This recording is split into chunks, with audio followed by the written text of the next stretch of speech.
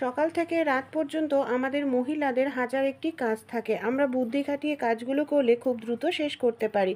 চলুন আজকের টিপস দেখে নিই। প্রথম যে টিপসটি শেয়ার করছি, এই ধরনের যে টিফিন কারিগুলোতে আমরা বাচ্চাদেরকে টিফিন দিয়ে থাকি, অনেক সময় কি হয়, অনেক দিন ধরে রুটি তরকারি চাউমিন এই ধরনের খাবার দিতে দিতে না, এই টিফিন কারিগুলো যতই সাবান দিয়ে ধুই না কেন, এর মধ্যে থেকে একটি বাজে গন্ধ আসতে থাকে। ভিনিগার আমাদের প্রত্যেকের বাড়িতেই থাকে।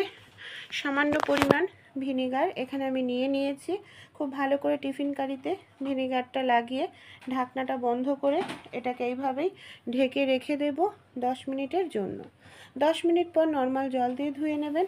দেখবেন সব বাজে যত গন্ধ আছে সব চলে গেছে, একেবারে ফ্রেশ হয়ে গেছে টিফিন কারি।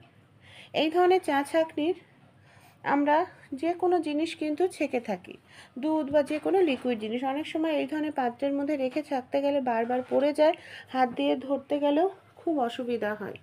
এই যে চা ছাঁকনির সামনের অংশে ছিদ্র থাকে, এর মধ্যে একটি চামচ আমি এইভাবে ঢুকিয়ে নিয়েছি। তারপর দেখুন কোনো রকম ছাঁকনিটাকে ধরার প্রয়োজন নেই, আমরা যে কোনো লিকুইড জিনিস এইভাবে ছেঁকে নিতে পারবো। এমনকি ছাঁকনিটাও বারবার পাত্রের মধ্যে পড়ে যাওয়ার সম্ভাবনা থাকবে না। এই ধরনের পলিথিন প্রত্যেকের বাড়িতেই তো থাকে। এখানে আমি দুটো পলিথিন সমান করে কেটে নিয়েছি। রুটি তৈরি করার লেচি দিয়ে দিয়েছি, পলিথিনের ওপর শুকনো আটা ছড়িয়ে নিলাম, ওপর থেকে আরও একটি পলিথিন দিয়ে দেব। অনেক সময় দেখা যায় রুটি তৈরি করতে যাব, হাতের কাছে ব্যালন চাকি নেই, বা কোথাও ঘুরতে গেছি বাচ্চাদের রুটি খাওয়াতে হবে, ব্যালন চাকি না থাকলে খুবই সমস্যার মধ্যে পড়তে হয়। তখন আপনারা এই কাজটি করুন। চার্জার, ফোনের চার্জার প্রত্যেকের কাছেই থাকে। ফোনের চার্জারের ওপরের অংশটা আপনারা এইভাবে খুলে নিয়ে দেখুন কত সহজেই ব্যালন চাকি ছাড়াই দুটো পলিথিন আর একটি ফোনের চার্জারের ওপরের অংশ দিয়ে আমরা পারফেক্ট রুটি তৈরি করে নিতে পারি।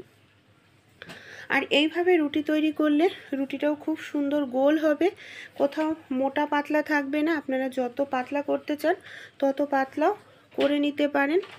পরের টিপসটি চলুন দেখে নিই। অনেক সময় মহিলারা আমরা কাজ করতে করতে রান্নাঘরে দেখা যায় হাত কেটে যায়। হাত কেটে গেলে কেটে যাওয়া হাত দিয়ে রক্ত বের হতে থাকে, এমনকি রক্ত পড়া অনেক সময় বন্ধ হতে চায় না। তাই রান্নাঘরে থাকা একটি জিনিস সঙ্গে সঙ্গে লাগিয়ে নিতে পারেন। এখানে আমি নিয়েছি চিনি। কাটা জায়গায় এইভাবে কিছুটা পরিমাণ চিনি আমি এইভাবে লাগিয়ে নেব। লাগিয়ে কিছু সময় রেখে দেব। রক্ত পড়া যেরকম বন্ধ হয়ে যাবে, কোনো রকম ইনফেকশন হওয়ার সম্ভাবনাও কিন্তু থাকবে না। চলুন পরের টিপসটি দেখে নিই। বাজার থেকে যখন আমরা কোনো নতুন ফুলঝাড়ু কিনে নিয়ে আসি, এটা দিয়ে ঘর ঝাড় দিতে গেলে ঘর পরিষ্কার হওয়ার পরিবর্তে আরও বেশি কিন্তু আমাদের নোংরা হয়ে যায়। তাই একটি কাজ করবেন, আয়রন প্রত্যেকের বাড়িতেই থাকে। আয়রনটাকে ভালো করে আগে গরম করে নিন। গরম করার পর গরম আয়রনটা দিয়ে এইভাবে আপনাদের যে নতুন ফুলঝাড়ু আছে, ফুলঝাড়ুটাকে আয়রন করতে থাকুন। দেখবেন ফুলঝাড়ুর মধ্যে যত ডাস্ট আছে খুব সহজেই কিন্তু বের হয়ে যাবে। আর এটা নর্মালভাবে পরিষ্কার করতে কিন্তু খুবই অসুবিধা হতো, ঝামেলা আমাদের সহ্য করতে হতো। তাই এই টিপসটি অবশ্যই অ্যাপ্লাই করবেন। দেখবেন নতুন ফুলঝাড়ুতে একটু আপনাদের আর ডাস্ট বা ধুলো থাকবে না। পরের টিপসটি চলুন দেখে নিই। রসুন আমরা রান্নায় প্রত্যেকেই ব্যবহার করে থাকি। অনেক সময় কি হয়, রসুনের খোসা ছাড়াতে আমাদের নখ নোংরা হয়ে যায়, নখ থেকে বাজে দুর্গন্ধ বের হয়। গ্রেটার আমাদের প্রত্যেকের বাড়িতেই থাকে। গ্রেটার নিয়ে নিন। গ্রেটারের ওপরে রসুনের মাথাটা এইভাবে ঘষলেই দেখবেন রসুনের খোসাটা মুখটা খোসাটা আলগা হয়ে গেছে। কোনো রকম নখ ব্যবহার করতে লাগবে না। নখ লাগানো ছাড়াই আপনারা এখানে রসুনের খোসাটা ছাড়িয়ে নিতে পারবেন। এইভাবে ছাড়ালে নখ থেকে বাজে দুর্গন্ধ বের হবে না। পরের টিপসটি চলুন দেখে নিই। অনেক সময় সস্তায় আদা পাওয়া যায় বাজারে, অনেকটা পরিমাণ আদা আমরা কিনে নিয়ে আসি, কিন্তু এই আদাগুলোকে দেখা যায় ফ্রিজে রেখে দিলেও কিছুদিন পর রস শুকিয়ে যায়, বাইরে রাখলে পচে যায়। আমাদের বাড়িতে যে এই ধরনের কন্টেনার থাকে, একটি কন্টেনারের উপরের দিকটায় সেফটি পিন দিয়ে ছোটো ছোটো ছিদ্র করে নিন। এর মধ্যে আমি নিয়েছি কিছুটা পরিমাণ বালি। এরপর কি করব, এই বালির মধ্যে আমরা আদাগুলোকে রাখবো। বালির মধ্যে আদাগুলোকে যদি রাখেন, কোনো রকম ফ্রিজে রাখার প্রয়োজন নেই, বাইরেই রাখতে পারবেন 2-3 মাস পর্যন্ত।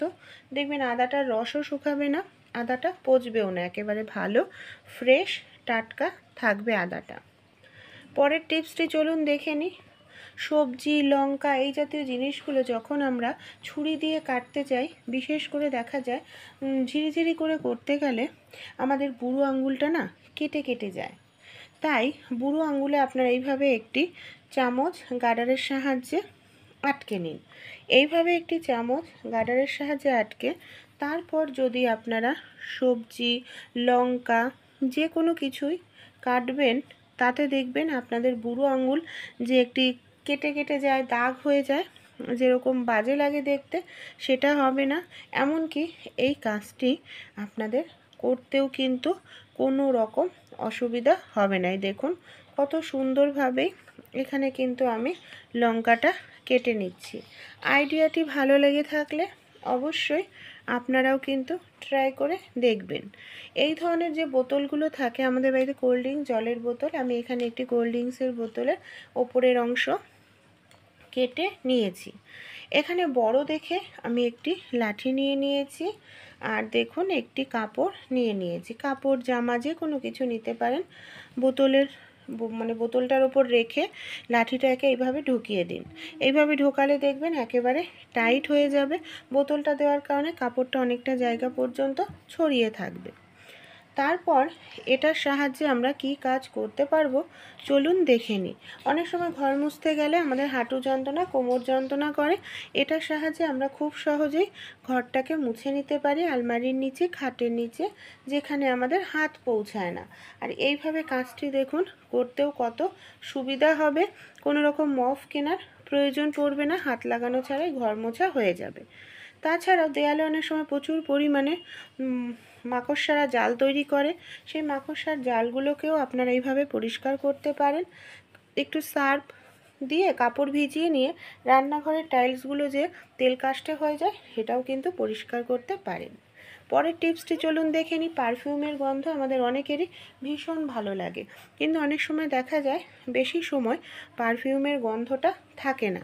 তাই একটি কাজ করতে পারেন, যেখানে পারফিউমের গন্ধ চান স্প্রে করে নিন, তারপর তার উপরে সামান্য একটু ভ্যাসলিন লাগিয়ে দিন। দেখবেন পারফিউমের গন্ধটা আপনাদের একেবারে লক হয়ে যাবে। অনেকক্ষণ পর্যন্ত আপনারা পারফিউমের গন্ধটা পেতে পারবেন। ছোট ছোট টিপসগুলি ভালো লেগে থাকলে ট্রাই করবেন।